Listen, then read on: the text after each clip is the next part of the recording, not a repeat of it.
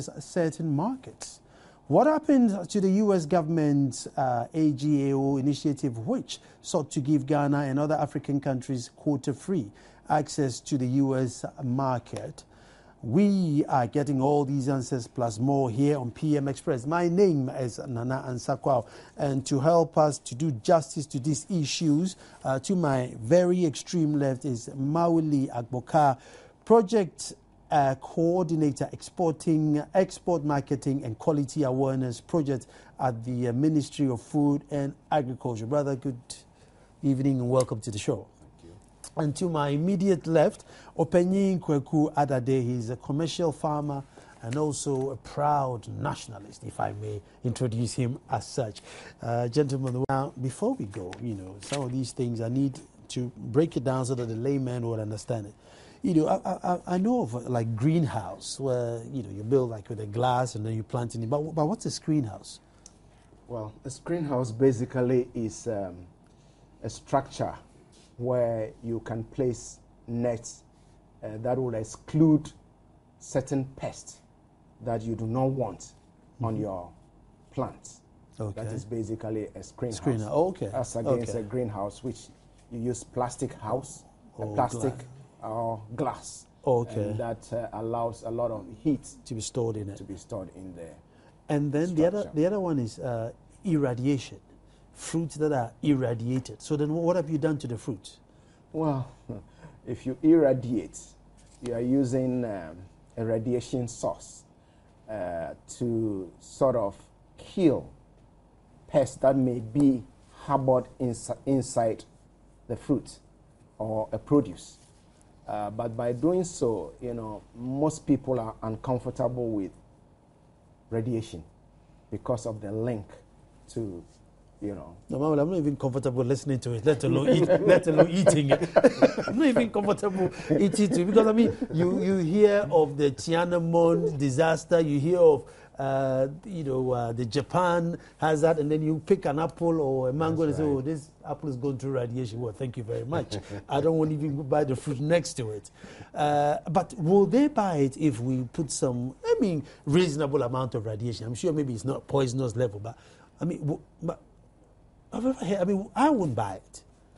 Well, no matter how small it is. If you tell me that this fruit has been exposed to radiation, I won't buy it. But are the Americans saying that if we do that, they will buy our fruits? Oh, of course they will. The levels that they are talking about have been determined to be safe because wherever you are, there is a background of radiation. Anyway. Mm-hmm. And therefore, those are thought to be very safe levels. But human beings as we are, sometimes when certain words are used to describe certain things, it puts us off.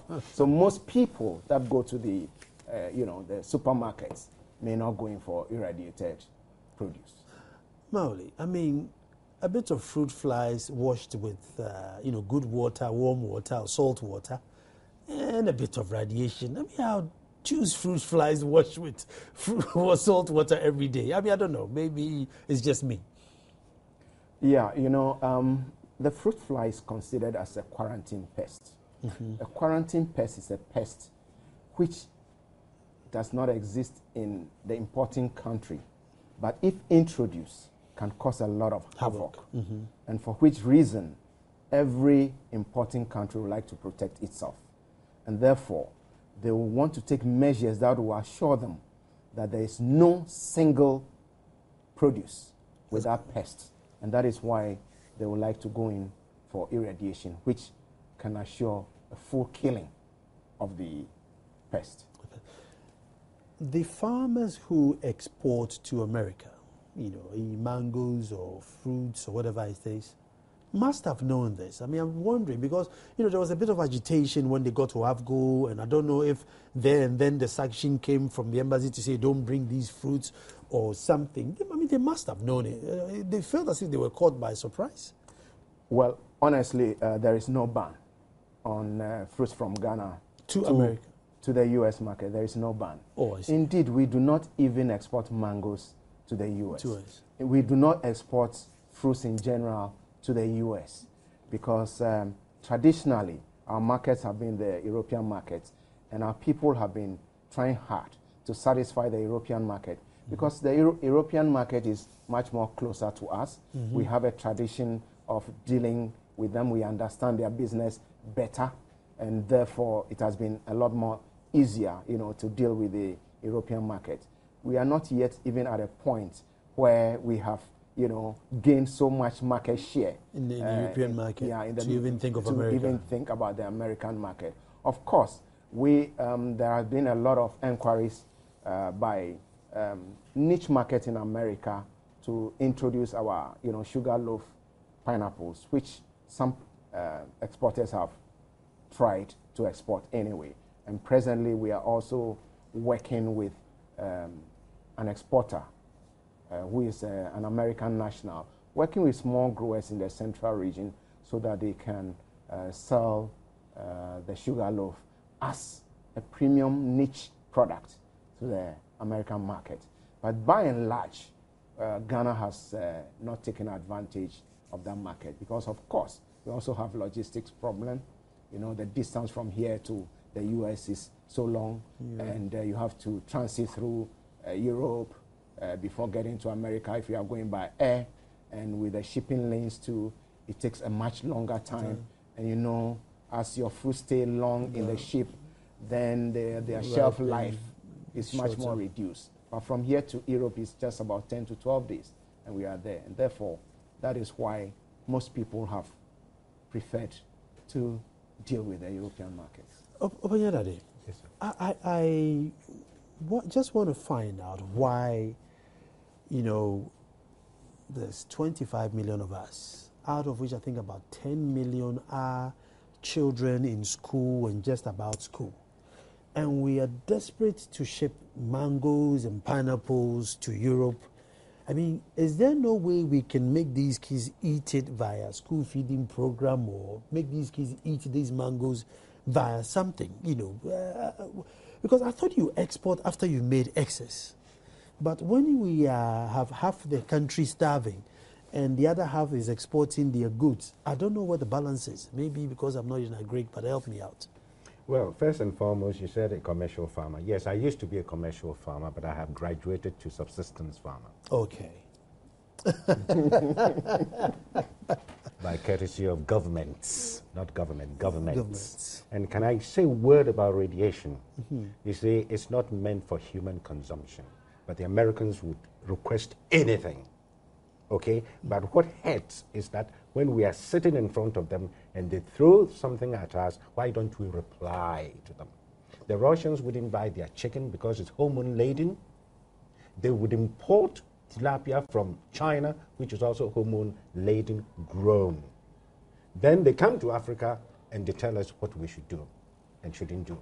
We should also confront them and say, look, we don't want your chicken because it's hormone-laden.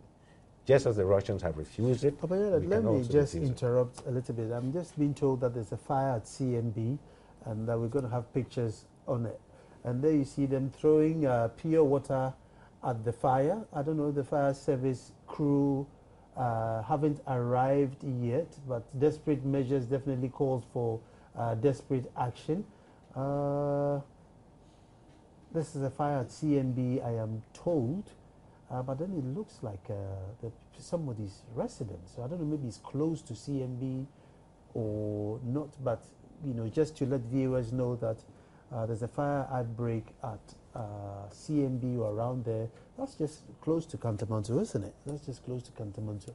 So that's pictures that we are seeing. Earlier on, we saw the people throwing sachet water. And I presume it to be the direction of the fire to try and extinguish it. The shot is still, so we can't tell a lot as to whether. Okay. When we get more information, we'll let you have it. But let's let you know that there's a fire break at CMB, and hope the fire service will get there quick to stop a major disaster. But you were talking about how we just say yes, yes, yes on the negotiation table. The Russians were not taking the Americans' chicken because of something, if you could continue. Hormone-laden. It was grown. It's grown with hormone. And so within 6 months, they are ready. And it's chemically packed. And the Russians have refused to take American chicken. But they do take tilapia from Russia, from China, which is almost hormone-laden, because the Chinese cannot take any, excuse me to use the word, nonsense from America. But we can stomach everything that they say. So I want to know why our leaders do not also reply to America. If we were to tell them we're not taking your chicken... But sorry to interrupt again. I think I got another more pictures on the fire on the screen there. Okay, yeah, we can see the blaze behind it. I see people throwing sachet water towards the direction of the fire. I've seen somebody in a police uniform. I don't see, I see, is that a fire service? Because I just see some, water being sprayed towards it. It looks like a big fire. I don't know if it's a building or if it's a market area, but it looks like a big fire. And everybody's playing their part by throwing water, towards the direction of the fire. I don't know how much that water would extinguish. Probably, go and help the water more. Feed the water with, feed the fire with oxygen, if I say. But I don't see any fires. I see the police there. There's definitely police presence. It's a big fire. It's a big fire. It's CMB, but I don't think it's the CMB building. It looks like an open area. From what I see, it looks like an open area. That's on the fire. Let's hope the fire service get there quick enough to, I don't know, I was going to say avert any disaster, but it looks like it's already been a disaster. It looks like it's already been a disaster. A group of young men, all playing their part to see if they can get this fire extinguished. I wonder who's supplying all the sachet water, if they are buying them at their own accord, or there's a philanthropist giving them these water to... Oh, there's a fire service there, because I've seen a chap in the fire service hut. So, oh yeah, there's a fire hose. There's a fire hose there. It doesn't look like he's spraying any water as we speak, but there's a fire service there, and I've seen the hose. And it's literally raging, literally raging, but I don't know exactly what spot this fire is at, only that it's near CMB. That's what we've just been told, that's near CMB. It doesn't look like the CMB. Okay, the fire is behind the CMB building in Accra Central. So that's probably close to Kantamanto. It's behind. Okay, so that's the CMB market, I'm told, behind the CMB. The CMB market behind CMB. And the fire, so there you go, another market has fallen victim to with fire. I can see the fire service spraying their water. Our team of reporters are there on location, and I'm sure we'll get more details as they find out details. They'll pass it to the studio, and we'll definitely pass it to you. So that was it. CMB market behind the CMB building, fallen victim to good old fire again. God knows what number fire that is. Gentlemen, just a quick comment on fire, and then we'll move on. They will tell us, I'm just going to bet, this is my bet, they will tell us overcrowding, illegal wire, and lack of access. I don't know if you want to just still throw a bet. What do you say to that? I think it's getting embarrassing. Yeah, something ought to be done. Whether it's deliberate, whether it's not, it's a bit too much now. It is too much now. But you see, on the market side, once I asked them, I say, why don't we have water hydrants at the market, at strategic points in the market, and so we can immediately there is a fire, we can go there, and sprinklers up on at the marketplace, and so you just turn it, and it will do the job before the fire brigade comes in. But it looks as if we talk and we talk, but they hear us, but they don't listen to us. I always recommend, even big polytanks. Because normally the water company close the tap. So the hydrant might be there but not flowing. But I think even if you have giant polytanks next to the market that you can access immediately, with thousands of gallons in it, could at least, give you... Yeah, it would work. It would work. Just giant polytanks, yes. So that at least you can just fetch water. And so, because by tomorrow you will see wailing women who borrowed money and their livelihoods. But today, We're just looking at agriculture, so we'll go back to agriculture. As soon as we get more information on the fire, I will let you have it. Sorry, I keep interjecting you. Keep interjecting you. But I think the bottom line is that we need to negotiate harder. Absolutely. Face to face, if I were to sit in front of American telling me to irradiate a food, I would tell him what process I have to go through to irradiate it. And it's no good for him sitting in front of me, let alone for the others. Because to irradiate food means to kill the cell of the food, to preserve it for longer preservation, to kill the cell. And once you've killed cell of any food, the digestion becomes even harder. Hence, obesity we're having, pancreatitis diseases we're having, because the digestion is no more there. Insulin is not working in the body because it has to work harder and harder and harder, and you exhaust it and it becomes inflamed. Your pancreas becomes inflamed and you can't produce insulin anymore. And so I would have told him that if you want us to do it before you get it, then you go and change your practice of poultry before we also take your poultry into this country. Well, thank God, we don't have to worry too much about America. We're dealing with Europe as it is now. We're dealing with Europe as it is now. But my question to you was, do we need to export to Europe? Have we gotten to the stage to export to Europe? Have we consumed enough mangoes and pineapples and we have excess to give them, or international, or we have to export? What's the urgency in exporting? Well, you see, I think we have all been indoctrinated. Foreign exchange earnings. So this is what has gone into the brain. But why do you have to sell your raw natural food and then go and buy artificial synthetic food to your country? You export the raw natural and then you buy the synthetic food to your country. Now, let's take the school feeding program.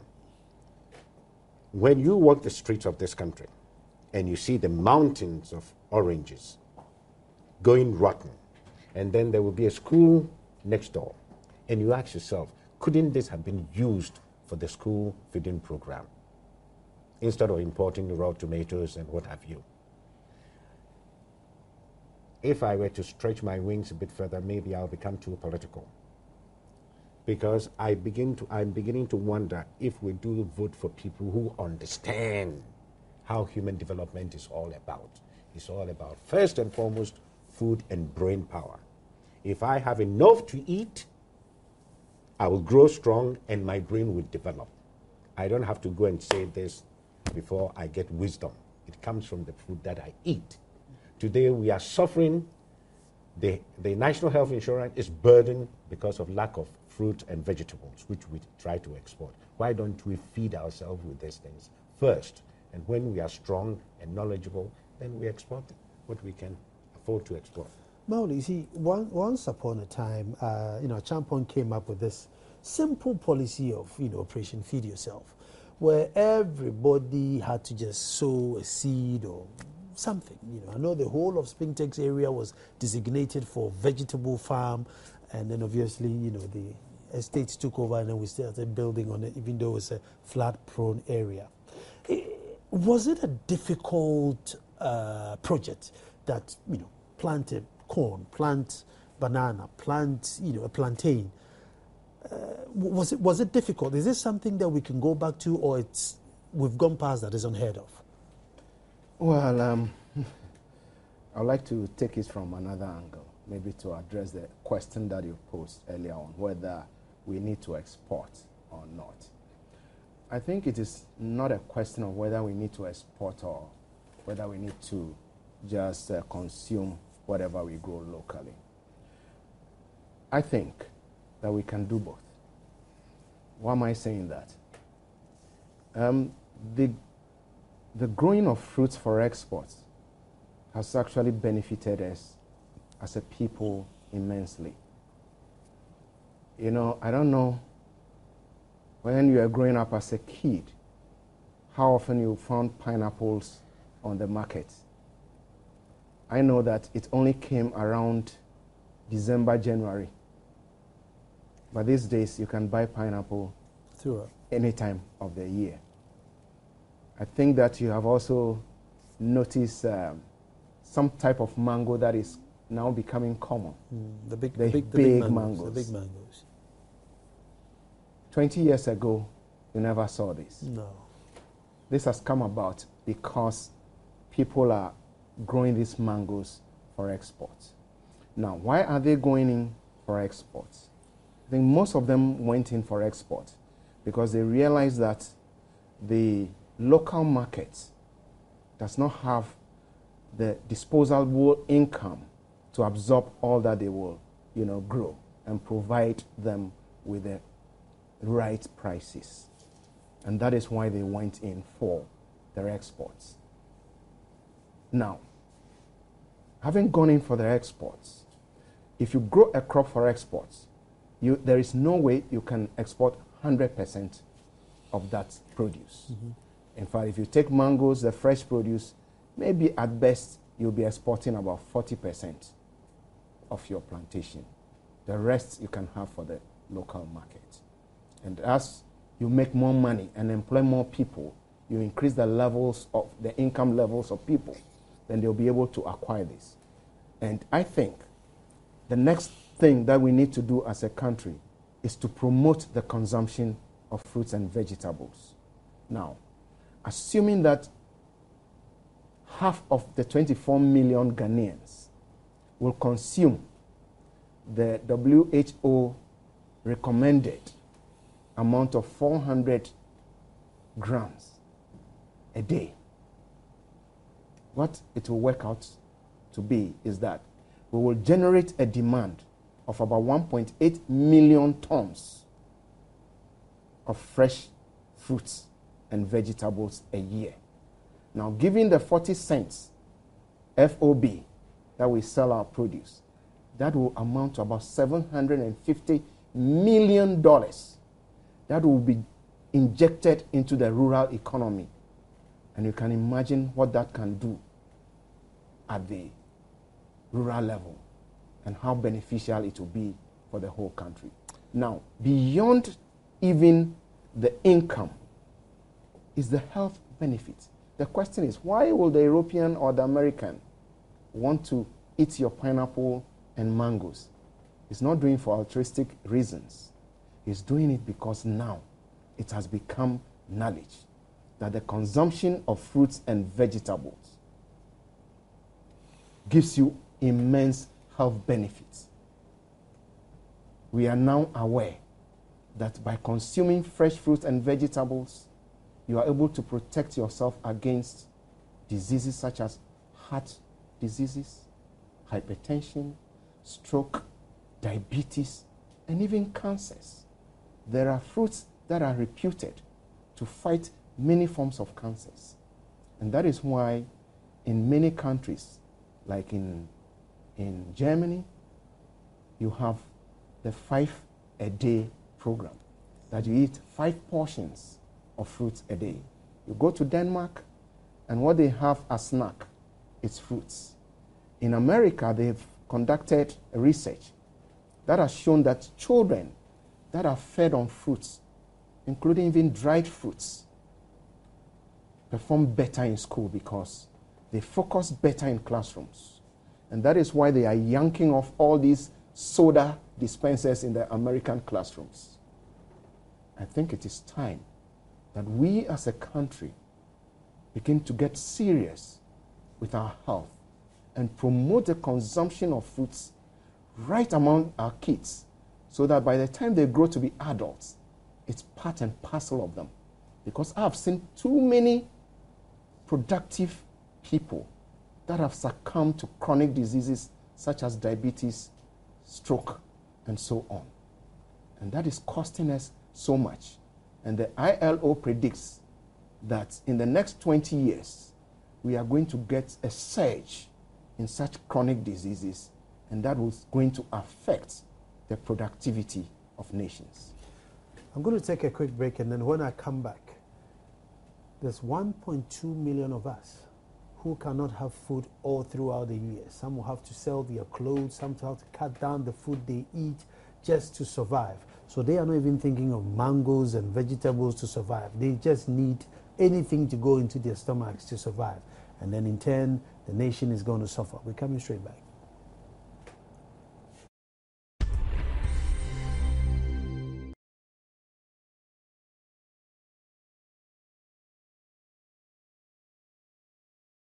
Well, we started discussing from the fruits that were banned from being exported because of fruit flies.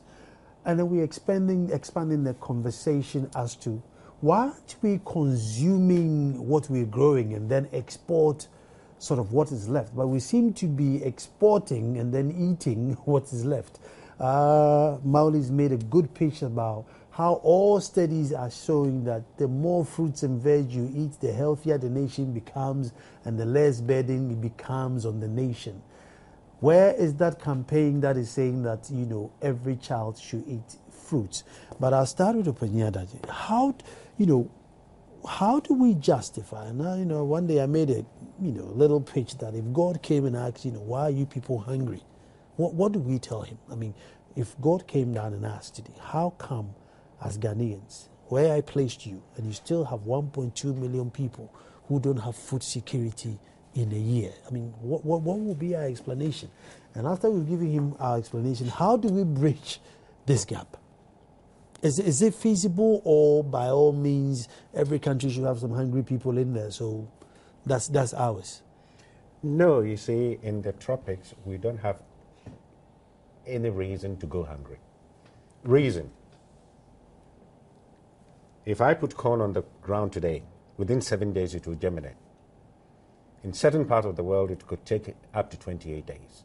And so what is the reason? In fact, that's what brought me into farming, actually, because I thought I was a useless person until I can do something for my country. Okay? Now, we have a figure of 1.2. I would perhaps make it 3 times more, because if you think to eat cassava in the morning, banku in the afternoon, and back to cassava in the evening, you haven't eaten yet.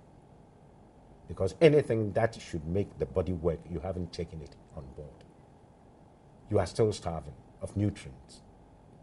And maybe that is the reason why my behavior is what it is. I sweep the gutter and I remove the rubbish and put it at the shoulders of the gutter for the rain to sweep it back into the gutter. Maybe my brain is not developed.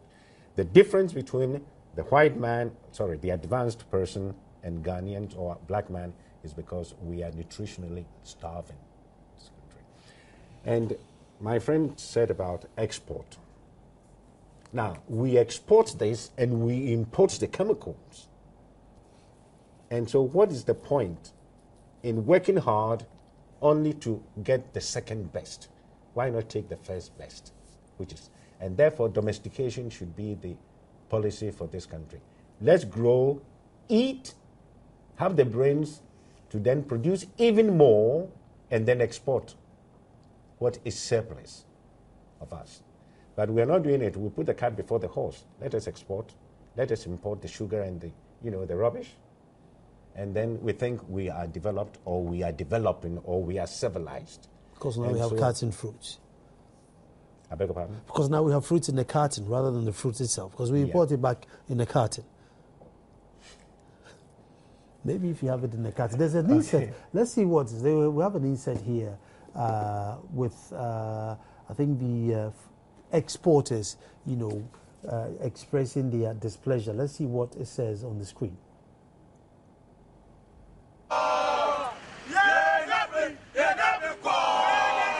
Left behind the gates of Air Ghana Perishable Cargo Center, AJPC, with their goods for almost 2 days, the exporters could not hide their fury, especially because they were not getting any explanations. Reasons as to why export cannot take place were not clear. And as of this morning, we are still waiting for something concrete to come out. All we were told yesterday is that instructions from above are indicating that the export cannot take place. But right now, we are yet trying to find out what exactly do they mean by the above, and who are the authorities above. Right now, there's nothing much I can do. The flight that was supposed to convey my cargo to Europe has already taken off this morning. And all I can do is just hope that things will improve today. I was here since yesterday to work over here. They didn't open the gates to us. We go through the NACON, we asked them. They said the order from above, so they won't allow us to enter. We said fine. Then we'll go to their director. We went there, nobody is in the office. This morning, I arrived here around 5:30. For them to open, they lock everywhere again. Information that we had is the order from above. We asked them, who gave that order from above? They didn't say anything to us. Now my goods that I'm having over here, if this good didn't go, I will lose about 5,300 pounds. The perishable nature of the produce meant that a number of them were already going bad. It's a 13 CD for each box, averagely 13 CD for each box. 13 CD multiplied by, I have a 2,000 boxes here. And it's the only one company. We have over 15 companies here. So you can multiply the money and you see how much you're going to lose it. It's not small money. And also, it's not we alone it will affect. Our income stop, income for the nation stop, income for the farmers stop. Everywhere you mean it, all the income has been stopped. So we want a solution for it. We are bleeding to all the head of this nation and whoever is to take decision and take the better decision and let us go forward.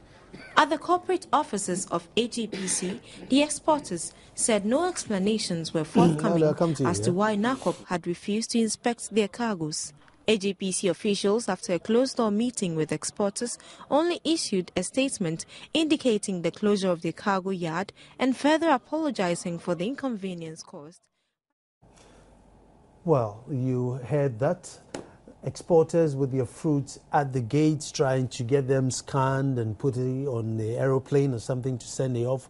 But instructions from above says no. Man, Maoli, since you work for Ministry of Food and Agriculture, maybe you know the guy above or the instructor from above. I mean, what was the story? Why couldn't they put their goods on the plane and fly?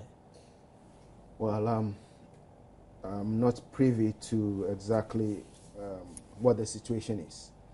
Because that is under the purview of the Ghana Airports Authority, NACOPS, Ministry of Interior. But what I glean from the vineyard is that it appears that there was some illicit drug that was found with some of the produce, and that is why NACOP has put in these measures. Let me interrupt a little bit. And then there's the fire at the CMB market, which is, I'm told, is just directly behind CMB, next door to, well, very close to the Kantamanto market. And we reported earlier there was a fire there. Earlier on we saw scenes of young men throwing sachet water at the fire. There were some police present. There was also the fire service. There was the fire service there who were also trying hard to fight the fire. And as soon as we get more updates, we'll let you have it. But just to say that behind the CMB office is the CMB market, which is on fire. And as and when, we'll be giving you a live update with pictures as to what's going on there. So I'll come back to the studio and I'm saying, so it was because there was some illicit drug that had already gone before that, so there was extra security. Yes. Okay. Let me come to Pinyana. Then just to add, I understand there has been a high-powered meeting between the ministers of Trade, Agriculture and Interior to resolve the issue. Okay. There's a trend growing where, and I don't want us to sound xenophobic, but you find that the big farmers are mainly non-Ghanaians, and their produce are not for Ghana. The produce are going out. We still have, a deficit of hungry people here. And could we do something where, if you're a foreigner, yes, by all means come and farm, but maybe a certain percentage should be kept here. But then even if they keep it here, do we have the money to buy? I don't know. Yeah, that is the land grab policy that a lot of people are, well-meant people are fighting against the land grab situation. Because you came into this country, for instance, you've taken about 5,000 acres from about, let's say, 100 families. You employ about, say, 10 of them. Now, where are these people going to have their livelihood from after that, having taken the land from them? Now, you take one person from the family, you're giving them employment. Tomorrow you're going to drop that person because you have automated the system. Now, these people are also growing. And so what is going to happen to the families that are coming after? And so the problem is that we are going to have a lot of hungry people and angry people in the country. Not just this country, but the third world. It's going to be. Now, if you stop this person, having invested his money in this country, from doing this, they take you to court. Because the IIA, International Investment Agreement, supersedes that of the country in which it operates. And so we have a lot of problem brewing, or rather brooding, and we're going to breed them as well. This is what the government should be doing. If you came in to do something like this, portion of that land must produce food for the people of this country. Then the extra could be then exported. It's got to be a must in the agreement. Otherwise, after they have taken hold of the land, you have no comeback because of IIA, okay? International Investment Agreement. Let's see what the Ministry of Agri's position will be on this. I mean, because I was thinking you produce for them to buy, but I think Upanyi has come up with the idea where no, you produce for them to also make use of it to get some money. Either you're going to produce the food you're going to eat, or whatever it is that you're going to grow, they get that thing, so they also sell to make money. Which is the best way that we can do to protect locals? Well, you know, this is... Without being xenophobic, we're just saying that no foreigner should come in and farm. Or we're saying, how do we protect locals? Yeah, this is, it's a big question across the world now, because everybody knows that land for food, there is no more expansion in Europe, and there is none available in Asia. The only places left is Africa and South America. And therefore, there are countries that are coming in to make their investments here. Now, we have to protect ourselves one way or the other without also upsetting the international agreements that we have. Because you cannot say for one that you are inviting people to come and invest in your country and then say, no, I won't allow you to invest.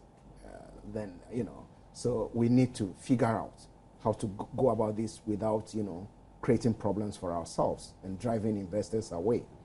One way that we in the Ministry of Food and Agriculture are looking at this issue is to encourage the nucleus farmer outgrower schemes, where an investor can come up with his plan, and then he will partner with the landowners and, you know, people around, so that landowners can use their land as equity, and then this nucleus farmer will provide the extension services, inputs, the marketing channels, and then allow parcels of this land to be used in growing either the very crops that he is growing, so that he can provide the marketing channels, or use it in producing food which can be sold to the local people. But it will work on paper, you know. Thank you. But how, I mean, who's going to go to, you know, Akwamu Dumasa to make sure that, you know, this farm that, you know, Mr. Patel is growing on, indeed 10 or 20% of it is for Yao Mamfi, and not Mr. Patel is taking the whole lot? Well, at this point, we do not have laws that will compel. But as we discuss these issues, I think we can come together as a country and have a consensus on this, and ask ourselves, how can we, you know, progress on this issue? Just like the case of the Investment Promotion Center, you know, now trying to put in measures, you know, to ensure that it becomes more difficult for, you know, foreigners to operate in areas reserved for Ghanaians. I think we can do this. But for now, what we are trying to do as a ministry, since we do not have the legal backing, is to encourage the investors, because it is also in their interest to make sure that they safeguard their investment for the long term. Because we have seen crisis in, Southern America, where these multinationals go, grab lands, and the kind of confusion and the fights that has emanated there. Zimbabwe? Well, You don't want to go to the extreme. Do we need those kind of investors in this country? Land grab investors? No. Because you see, the population is growing, but the land, there is no manufacturing land anymore. I'm happy you put the population because the statistics are saying that 750,000 teenage pregnancies in a year. I mean, that is a population boom by all accounts. Yeah, and so we need to protect. We are growing at what? 2.9, 2.7. In every 25 years, you double the population. And so if the land grabber comes in and you give him a land for 50 years, the next 25 years, the population is grown. And so where are these people going to have their livelihood from? That's the big question. And therefore, we should not entertain anything that has to do with land grabbing in this country at all. You come in, you want 500, and you want to grow Jatropha. For what? Because European needs oil. We need food. And therefore, this should not be allowed. You see, we've been told by the World Bank, the IMF, the world, you have to allow foreign investors into your country. Let us discriminate what we need them to come and do. You see, Mozambique does this. If they come, they tell you this is where we want you to go. Here is no go area. Okay? We should do the same thing, but it looks as if in Ghana is a kind of a soft touch.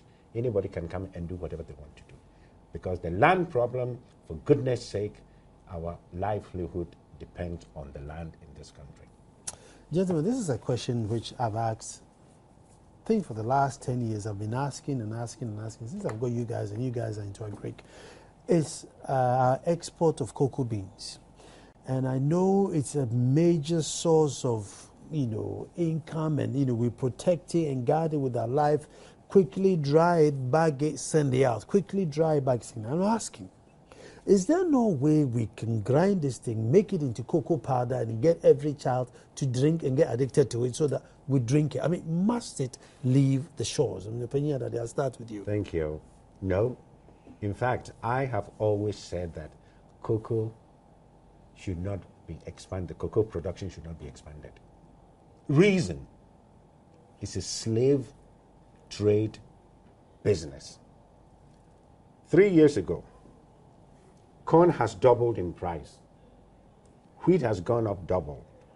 Soya bean doubled. Everything has doubled except cocoa. Cocoa went up briefly for about 30% and came back to $2,500 a ton. It takes the farmer it costs the farmer $4,000 to produce a ton of cocoa, and yet we sell it for $2,500. Now, if there is money in cocoa, has anybody cultivated cocoa in South America where they have vast lands of stretches of land? Why? Because there's slave labor. Come back to Malaysia, where we always say, Malaysia has done it, let's do it.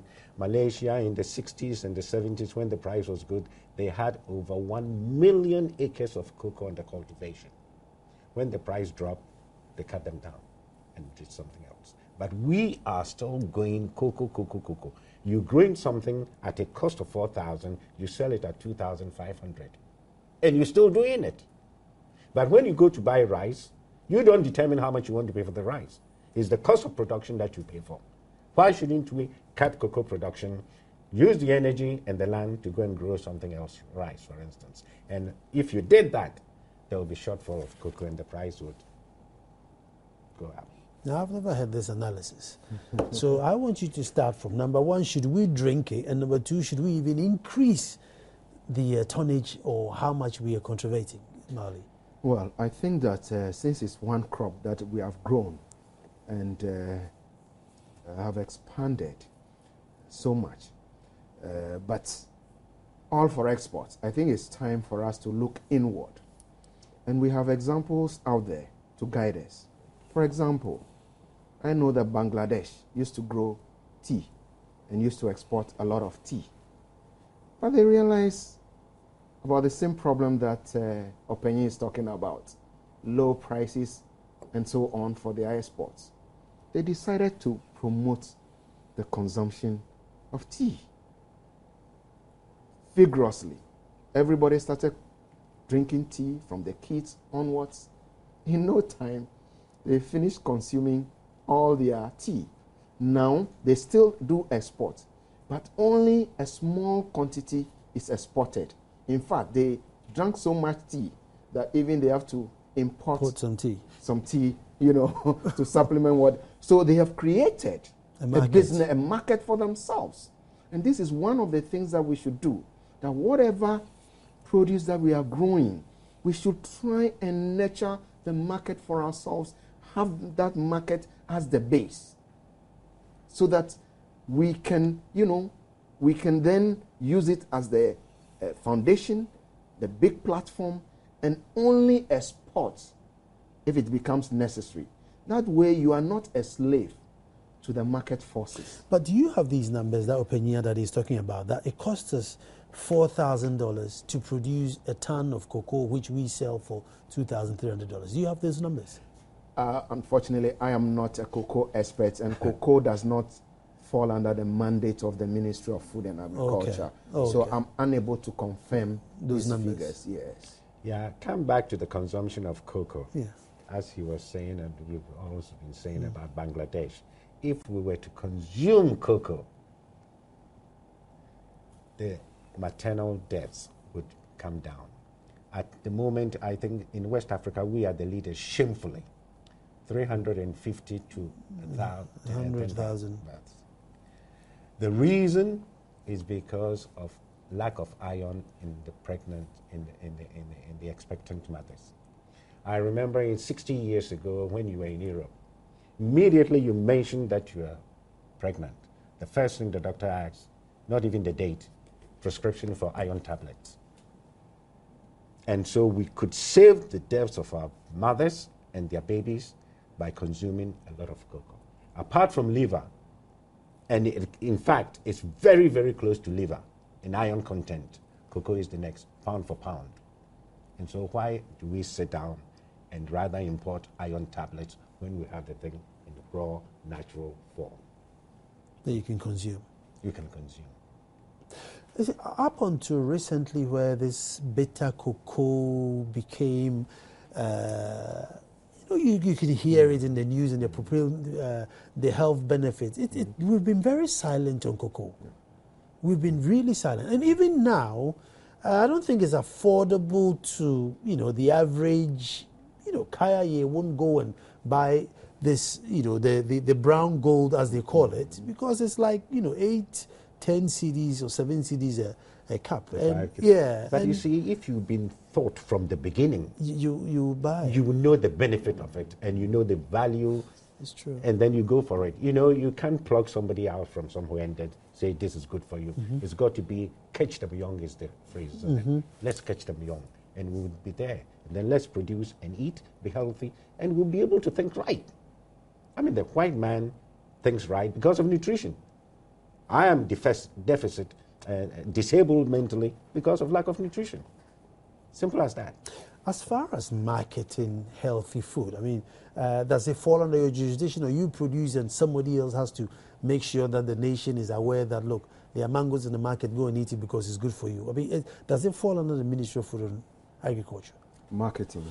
Yeah, or the awareness of generally, traditionally, we have been concerned about production, but over the years, we've realized that just producing without thinking about the market was not helpful to the farmers. So now we are beginning to think about the market as well. We are looking at the value chain rather than just the production aspect now. So promotion of this consumption of healthy foods falls under our purview to an extent, but mostly the Ministry of Health also does something. So it is not only the Ministry of Agriculture, but the Ministry of Health too is concerned. And for the past 3 years, we started something with our Women in Agriculture division, where they, develop brochures, to market to, pregnant women, other people about the need to consume, fruits and vegetables.